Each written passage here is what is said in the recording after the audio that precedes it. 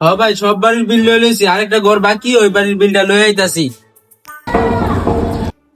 কি সে এত জোরে জোরে গেট টোকাইতেছেন কি লিগা? আরে ভাই, জোরে জোরে টোকামু না, আপনি তো এই মাসে নেট বিল দেন নাই। আজকে যদি নেট বিল না দেন, আপনার ওয়াইফাই লাইন কিন্তু কাটতে দিব। আরে না না ভাই, আপনি নেট কাইটেন না, আমি আপনার অনলাইনে বিলটা মেরে দিতেছি, দাঁড়ান। আরে ভাই, আপনি বুঝে নেট চলো, বিল তো দেওয়া যেতেছে না।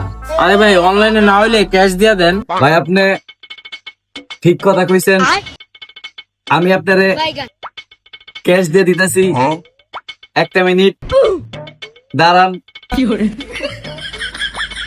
ভাই আমার কাছে তো ক্যাশই নাই, এখন আমি কি করবো?